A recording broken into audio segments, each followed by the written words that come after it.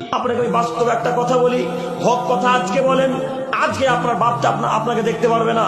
আজকে বাড়িতে গিয়ে হক কথা বলেন, আপনার বড় দাদা আপনাকে সহ্য করতে পারবে না। আজকে হক কথা বলেন, সমাজের সরকার সভাপতি আপনাকে মেনে নিবে না।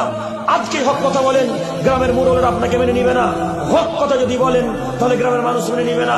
যদি এখন আপনি তাদের কথার সাথে কথা মিলিয়ে বক্তব্য রাখেন, যদি আপনি তাদের সাথে সাথ মিলিয়ে যদি কথাবার্তা বলেন, তাহলে আপনাকে মেনে নেবে। কিন্তু দাওয়াতি ফিল্ডে তো তারাই কাজকর্ম করতে পারে যারা নির্ভীক ভয়ে, আল্লাহর ভয় ভীতি নিয়ে, মানুষকে ভয় না করে যারা দাওয়াতি কাজ করে, একদম আল্লাহকে ভয় করে যারা দাওয়াতি কাজকর্ম করে, তারাই একমাত্র সফলতা অর্জন করতে পারবে ইনশাল্লাহ। তাছাড়া মানুষকে ভয় করে যারা বক্তব্য রাখে, মানুষের ভয় যারা দাওয়াতি ফিল্ডকে উল্টে দেয়, মানুষের ভয় যারা বক্তব্যের ভাঁজকে উল্টে দেয়, যারা হাদিস বলতে গিয়ে অন্যভাবে তর্জমা করে, এরা কখনোই দাওয়াতি ফিল্ডে টিকে থাকতে পারবে না ইনশাল্লাহ। অতএব আপনাকে বলছি, আজকে আপনি ট্রাই করে দেখেন, চেষ্টা করে দেখেন, আপনি পরীক্ষা করে দেখেন, বাড়িতে গিয়ে হক কথা বলেন।